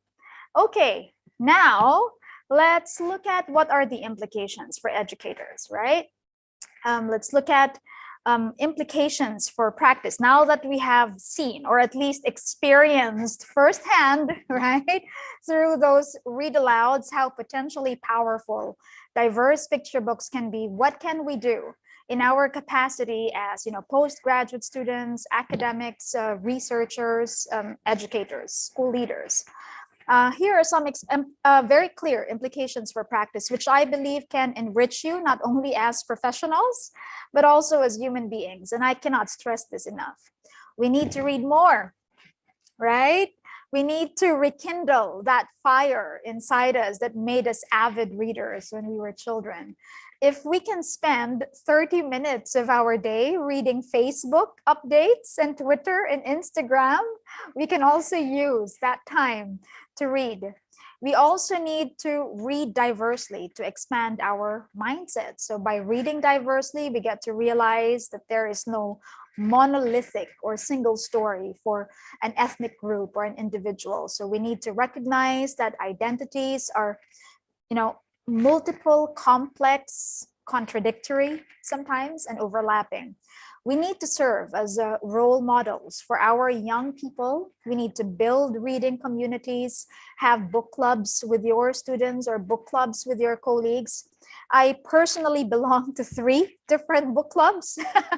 Some, of course, are more active than others. One is fully online on a social media app called Litzy. So it's like Instagram and Facebook had a baby and they call it Litzy because it's all about books and book lovers.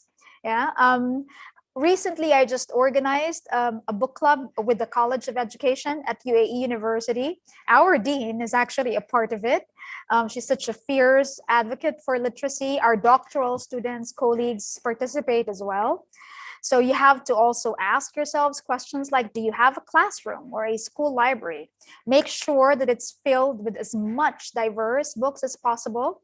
I strongly encourage you to check out astounding authors and illustrators from the region and from Indonesia.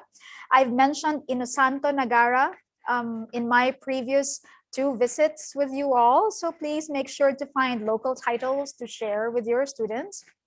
One other thing that you should remember is to never use picture books as a means of telling children that they're doing things badly, or to use it as a tool to preach to them. Books are meant to be shared in a non-threatening, non-judgmental atmosphere to encourage young students or people, to share their life experiences with you and for you to get to know them more deeply, more intimately, so that they feel seen and valued. So if you are wondering, where exactly do I begin? How do I select diverse picture books in the library that I now hope to build maybe inside your own classrooms or inside your own homes? If I were to summarize it, teachers, parents, school leaders should always be, and academics such as yourselves, should be on the lookout for themes that demonstrate how interconnected we are as human beings, not in flat, unidimensional ways, but in more nuanced and meaningful ways. So the key aspect here to really think about is authenticity, be it in characterization, in the amount of research done by the book creators as reflected in the list of resources in the end, there are citations. Yes, there are citations in picture books, really. And in their acknowledgement page, even if there is authenticity in the setting of the story, the style, and the theme. So more importantly, as educators, we need to know the young readers with whom we will share these stories to. So the stories that I shared earlier, they're not just positive, right? Feel-good narratives. Our students need access to a range of stories that demonstrate how characters may be going through challenges, and that despite being afraid, they reveal an inner strength, allowing them to face insurmountable odds. So needless to say, the narratives have to be subtle. It cannot be didactic or preachy in orientation, and they also need to be realistic, with spaces for the reader to navigate around the story, find themselves in it. So as a reader, I find that if I am moved by a story, it has a ring of truth and vulnerability that I can relate to, then that is really an astounding picture book. So what we are looking for here are stories that are grounded in truth. And that includes both painful and beautiful experiences rendered in gorgeous art and moving text that is distilled and spoken with a child's voice. So I end this presentation with some key questions that we should be asking ourselves as educators. We need to ask ourselves urgent questions related to positionality and power, such as, are we reading books that challenge our perceptions of the world? Are we accessing titles that allow us to question our ideals? Do we give ourselves permission to read books that make us regard people whom we have always perceived as the others, the weird, the strange, the foreign, and see them as worthy and deserving of respect, friendship, and acceptance? What is your stance as a reader, as an academic, as a postgraduate student? If you perceive children as innocent and sweet and must be shielded from the realities of the world, the type of reading materials or books that you choose to read or access will all flow from this stance. So in the workshops that I usually conduct, I often hear questions like, is this too much for young readers? Is it too dark? Is it the right level? Is it appropriate? So again, while generally they are well-meaning questions and driven by a desire to protect young people's sensibilities, we are working under the assumption that our interpretation of the book as an adult will be the exact same meaning that the child will derive from the book. We may fail to realize that questions such as these come from a position of privilege. What is too dark or too much for us, so much so that young readers need to be protected from them, is the exact reality that other children from different cultural contexts have to live with on a daily basis. Do we also read books to build bridges of understanding, or do we raise even higher walls of ignorance, prejudice, and a legitimization of why we are more entitled to certain things as compared to others by virtue of race, religion, skin color, gender identity, socioeconomic status, or perceived ownership of a place, a city, or a country? So before we end, let me hear from you. What do you commit to do as academics and as researchers to promote SEL within your capacity after today's lecture? So let me see some of your responses through menti.com. So let me type down the question again here. Let me hear from you. What do you commit to do as academics, as researchers to promote SEL within your capacity after today's lecture? So please, like I said, go to menti.com and then write down your answers and we will see them in real time. Okay. Even 5 responses will be fine because I'm looking at the time and I know that we have limited time left before we wrap up today's discussion. So what do you commit to doing as academics, as researchers to promote SEL within your capacity? Because I need you to have that level of commitment. Hopefully after hearing the entire talk today, hopefully you feel inspired to do something from within your capacity as educators, as school leaders, as postgraduate students, as academics, as researchers. Okay, gain more research about SEL of the people around me. Good. A lot of potential for your thesis, for your writing, for your own research, right? Okay, good. We have 1 response at the very least from people. Let's see more. Maybe 1 more answer before I wrap up and we have a few more minutes for question and answer. Okay, let's hope that we have at least 1 more. Do not be shy. Don't worry. I will not follow up with you after a year to ask whether you've done what you have written down here. I will promote SEL to children, do research impact in Indonesia. Wonderful, good. Put a higher effort to provide the appropriate book for the students at the right time. Find diverse picture books in Indonesian condition and then apply it to your class. Good. Yeah, good. As a parent, continue reading more books. Try hard to find more diverse picture books. Use more reflective questions that go beyond who, what, when, where, how, right? Okay, good. Search for more appropriate diversity in books. Awesome, great. I'm happy to see some of your responses here. Good. Now, as we end today's session, let me end with this quote from Will Schwalbe, who wrote Books for Living, because I felt that this would capture what is going on with us in our world today.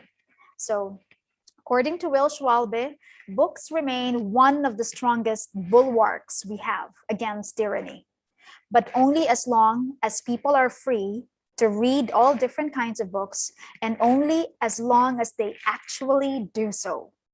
The right to read whatever you want, whenever you want, is one of the fundamental rights that helps preserve all the other rights. It's a right we need to guard with unwavering diligence, but it's also a right we can guard with pleasure. Reading isn't just a strike against narrowness, mind control, and domination. It's one of the world's greatest joys. How we live is no trivial matter. Racing around in a state of agitation and greed and envy isn't just wasting our lives. It's a symbol of much that is wrong with our world. And reading all different kinds of books is not simply reading all different kinds of books. It's a way of becoming more fully human and more humane. When I read, I'm reminded to be more thoughtful about how I approach each day. And that's not just important for living. It's the least I can do for the dead. I read to live. I read for life. So thank you, everyone. Terima kasih. Thank you so much. Yeah. Terima kasih sama-sama Profesor Myra. Thank you so much. Thank you. I think we still have 5 minutes for Q&A. So sorry about that. That's fine. So, thank you very much, Professor Myra, for sharing to us your knowledge and expertise. Yet, it was indeed an insightful presentation, and it really brings awareness to us that reading is more than just for pleasures or expanding our knowledge, that reading is a meaningful activity indeed. There is unlimited benefit of reading, which one of them is to enhance our social and emotional skill, that what Professor Myra had presented before, through spreading the message of multicultural context. Now, probably we can move to Q&A. Since our time is not really long, probably we can provide 1 or 2 questions. So for audiences who want to ask the question, please use your raise hand feature, or you can type your question in the comment section. Okay, so we got some question in the comment section. Let me read the question first. Okay, it's from Miss Tuti Aziza. So the question is, how to apply diverse picture books for material in class, especially for students in high school. So the context is for students, not children probably, but to high school students. So what do you think, Professor Myra? Wonderful. I'm happy that you asked this question, because a lot of educators are not aware that there are actually a lot of complex, highly complex reading materials, picture books, diverse picture books that are meant for high school students, which tap on very important themes like, about immigrants, about xenophobia. I'm not sure if you're familiar with the term. Let me type that down. Xenophobia is the fear of the other. Yep. I have noted that, European picture books in particular, or those coming from Australia, they really extend the boundaries when it comes to the complexity in the portrayal of diversity in picture books. And it's not just meant for children, because they do deal with mature themes that could be handled more appropriately by an older group of readers. And there are quite a number of them for high school students. So I guess it's really is a matter of what topic are you introducing through those diverse picture books with high school students, because you can also intersperse it with the current socio-political climate, with history even, particularly if it deals with a history of indigenous people. And there are so many astounding picture books like that coming from Australia and from New Zealand that you could also talk about and explore, and even maybe coming from Indonesia. Yeah. So it's a matter of what topic, what theme you are discussing, and how you can layer that narrative from within that theme. Okay, thank you very much. What about the question, Miss Tuti? Can we go move to the next question? Okay, so the next question, the chance will be given to Ms. Ainun. So you can ask the question directly to Professor Myra. Hello, Hello, Ainun. good afternoon, Good Professor afternoon. Myra. I'm so glad. Thank you for the opportunity. I'm glad I'm here right now. I graduated 6 years ago from educational psychology in Universitas Pendidikan Indonesia, but I still get a lot of update to improve my knowledge. Oh, Nice. I love it. Okay, Professor Myra, I'm a mom of 6 years old daughter, an educator for her. I read my daughter book every day. Actually, she can read by herself, but she never skipped to wait me or my husband to read her some books. She reads some classic stories right now, The Voyages of Dr. Dolittle now. But in your last slide of your presentation, you said that we need to find the right book to know that reading bring us bridging to some knowledges. To be honest, I really want to get a lot of diverse pictures book for my daughter, but it's not easy to find. Then my question is it okay for me to read the children book we have right now? Even sometimes I don't know what's the meaning of this book, or what's the main idea of this book. I'm afraid that I read the book that's not make my daughter social emotional learning better. So what? I'm afraid. So what should I do?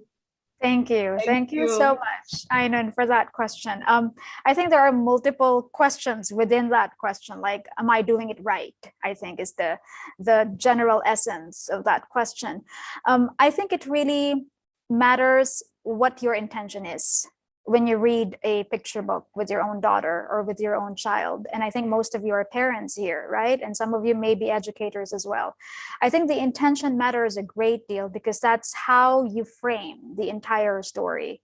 So I think if the intention has to do not so much with teaching values or teaching the social and emotional learning competencies, but rather as a way of getting to know your child, getting to know what their experiences are, how they're feeling, what they're thinking, what they're going through in their very, very young lives. And we can't know everything that happens to them when they're in school, when they're outside, much as we would like to think that we are in control of everything that goes on with them. It doesn't really work that way. So think of it as a space for the both of you to get to know one another, to rediscover each other through that story. I think that has to be foremost. The teaching aspect has to be secondary because remember, this is not reading for phonics. This is not reading for text comprehension or vocabulary, but reading for social and emotional learning and empathy and connectedness, that they're all a part of the social and emotional learning competencies. I also believe that picture books are for everyone, not just for young readers, not just for high school students. I have a 19-year-old girl. We still read together because, like I said earlier, reading aloud is the gift that keeps on giving. So even if your children already know how to read, it still remains a precious gift. Just sitting together in that cone of silence that the book brings to the both of you as you read the story aloud and you transport yourselves into what's going on in that book. What a gift, what a privilege. So it's not just a matter of teaching the words, but rather teaching the world through the story in the book. Thank you so much for the insight, Professor Myra. Thank More you. than welcome. I hope that answers your question. Yeah. Okay, so actually we can extend the time until in Indonesia time 15:15, I think. So we have several minutes ahead. So we can continue to the next question before we go to the participant who had raised their hand. I got a message from Miss Ayu Anggreni. So similarly, we have a similar name, right? But it's not me actually. So yeah, the question itself is how to build interest in reading in elementary school students with situation where the picture book is not really common or it's still rare, like what Professor Myra has shown before. And I think the question is related to, is there any alternative that we can choose, and will that option decrease the effectiveness of the reading behavior itself, Professor Myra? Or we can just use the digital version of the book, and will that kind of alternative decrease the meaning of reading itself, since we do not have the physical one and read look the color as good as with the physical book one? So what do you think about that one? Awesome, great. Okay, thank you for that question. I would like to ask the audience a question in answer to that question. Do you think that the narrative has been diminished when I read the picture book aloud using ebooks? Did the message diminish at all for you? The Obviously impact? not. No, right? The emotional weight of the story was not really diminished in the picture book, whether it's an e-version or a physical version. So I think the answer, the short answer to that question would be use whatever resources are available to you. Be it ebook, be it a physical book, because I can definitely recognize how access is truly an issue, for a lot of educators in Indonesia. So use whatever it is that is available to you by way of resources and maximize the use of that from within your capacity. Now, the other question is how to build the interest or how to engage them. Again, find out what their interests are, share stories coming from where their interests lie in terms of their preferences, because that's how you rope them in. That's how you get them interested, or at least genuinely wanting to find out what's going on in your classroom. A lot of people tell me that they're not really readers. My answer to that is I think you just haven't found the right book yet. So again, it's a matter of providing the right book at the right time to the right person. And I think your role as academics, as future researchers, would be to build that capacity among, the educators maybe in Indonesia, and as educational psychologists, and tapping into the psychological and social and emotional component of the narrative that you are sharing. And you have to lead by example, because they will not be interested if they know that you're not interested, because they can smell it, Children will definitely know if you're bored with the book. If you're bored with your material, why will they be interested in it? But if they sense from you that passion, that enthusiasm, that energy, then it will definitely be conveyed to them, and they will hopefully, emulate that. Okay, thank you very much. So what I want to highlight here is we need to find a best source for the best, from the best book to the best people, or which is best for our students. So let's move to the next question. I think it's a chance for Ms. Astari Mirisia. You can ask the question directly. Okay, thank you. Prof, I want to ask you about, sometimes I see that people is afraid to start reading, like especially in a foreign textbook.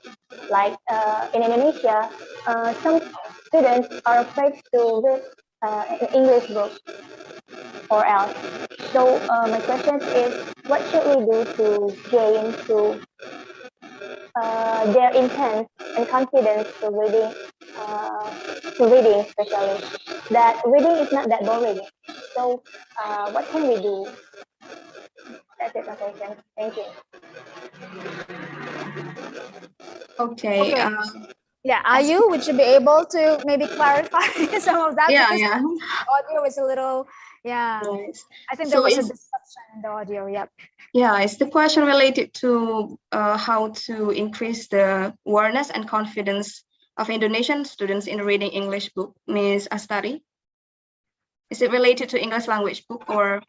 Yeah, not just English book, but they're confident to start reading, especially. Oh, so yeah, so it's related to how we can make our students start the reading habit. So, I mean, probably because most of the students haven't tasted the delicacy of reading, because they never tried the first bite of reading itself. Yeah, so something like that. That is so nice, Thank you. Ayu. I love that metaphor. Yeah.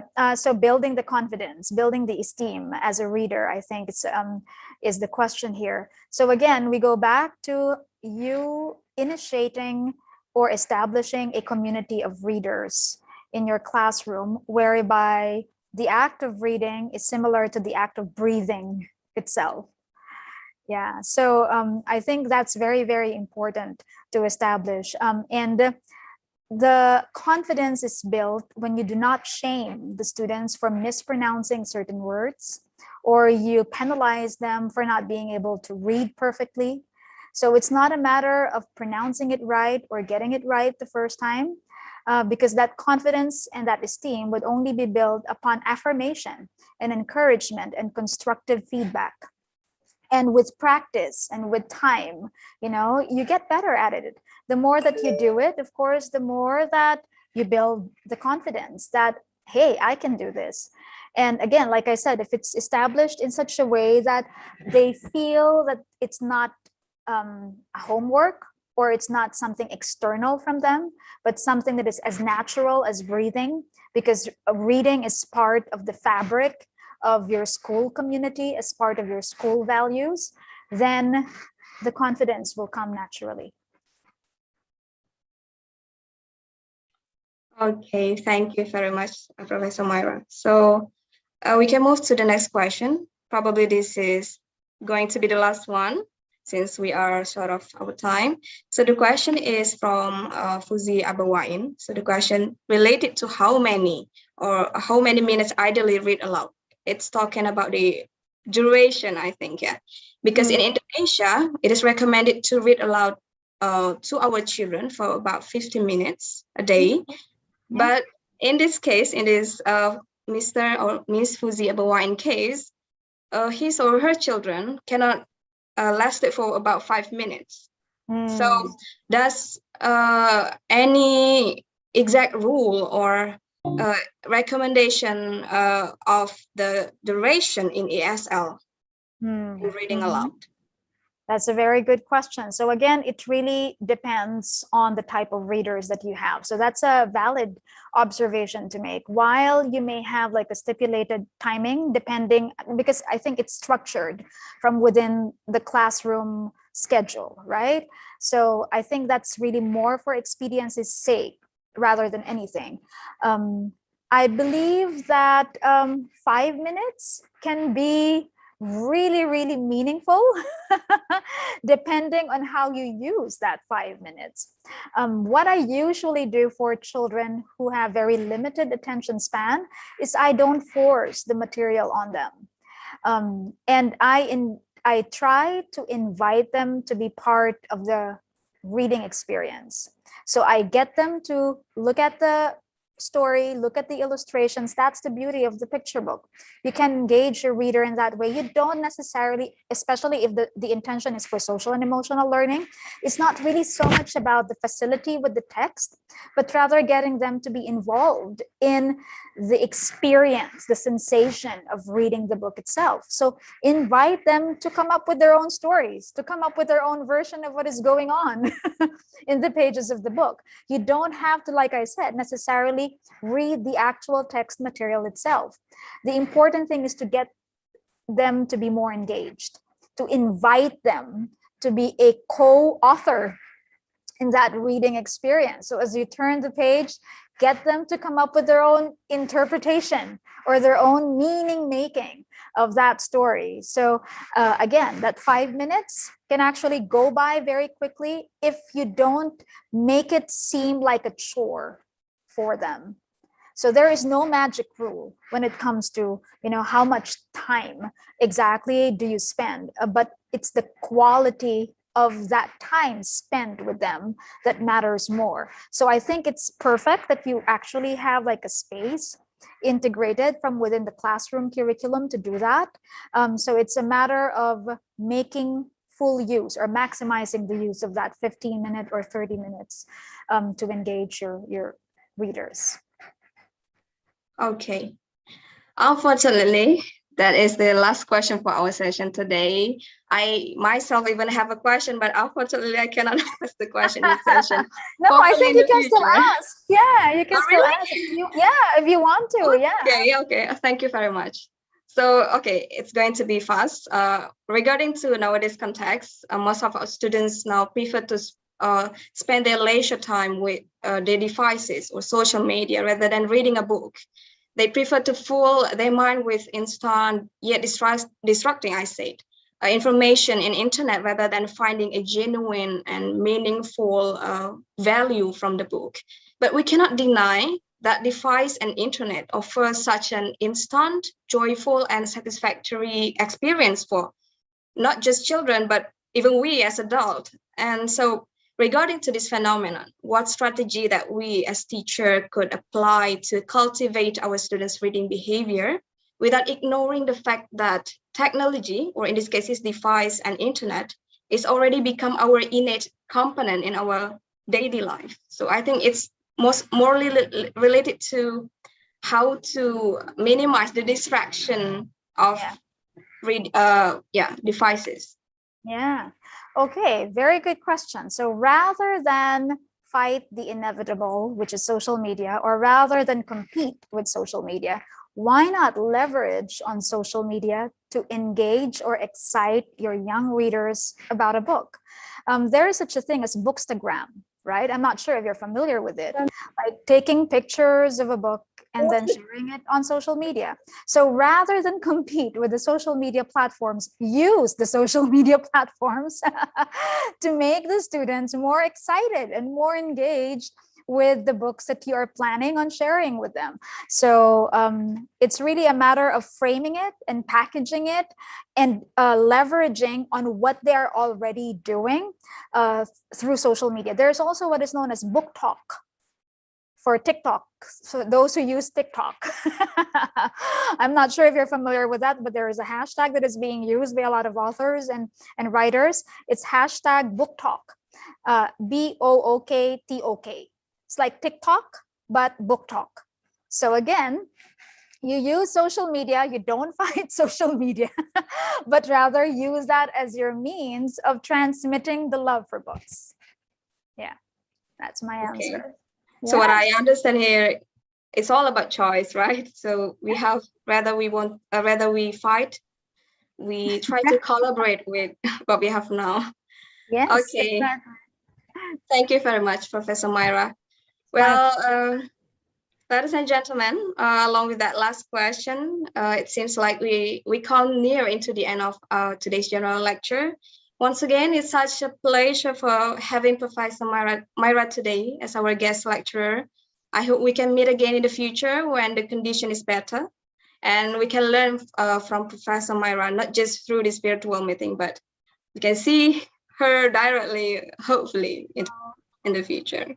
True. So, yeah, thank you very much. Now, before we officially close this event, let's move to photo session. So dear audience, please make sure you open your camera so we can capture this delightful moment with Professor Myra. And please, for the operator, you can help me with the countdown. So yeah, please make sure you open up your camera, okay?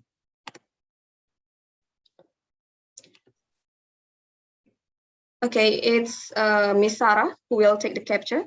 You can count before you capture. I counting until 3. Okay. Such 1. beautiful people from Indonesia. Hi, Professor. Okay. Hello. 1, 2, 3. For slide 1.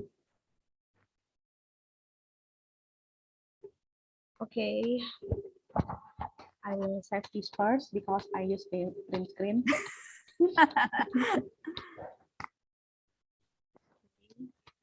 And then for slide 2, are you ready for this? Okay, are you ready? Let me counting until 3. Okay, 1, 2. Wait a minute. Okay, sorry for that. 1, 2, 3. Okay. Thank you. And for slide 3, sorry. Sure. Okay. 1, 2, 3.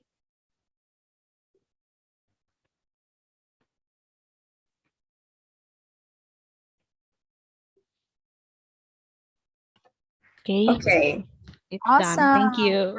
Okay, thank you very much. Send that to me. Yeah. All right. Okay, make sure to send it to Professor Myra later. Yeah. Okay. Thank you very much for helping me, Miss Sarah. Now, ladies and gentlemen, this is the end of our general lecture. Thank you very much, Professor Myra. Thank you very much for our lecturers who are attending this event. I'm sorry I cannot mention your name one by one. And I thank to all audience who spent your time to this event. We wish you stay healthy and have a great day. So thank you. I'm Ayu Olivia. Thank you very much for your best attention. Good afternoon. Wassalamualaikum warahmatullahi wabarakatuh. Waalaikumsalam warahmatullahi wabarakatuh. Thank you very much, Myra. Thank you. See you on Sunday. Thank you. I'll see you on Sunday. Yeah, see you on Sunday. Thank you so much, Professor Myra. Take care. Bye-bye, everyone. Bye-bye. Bye-bye. Thank you, Professor Myra.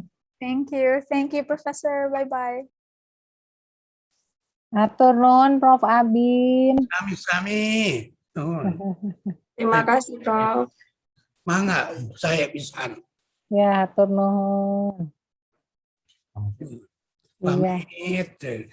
Mangga, Prof. Iya, teman-teman terima kasih sudah hadir ya, teman-teman mahasiswa, teman-teman alumni. Tadi juga kalau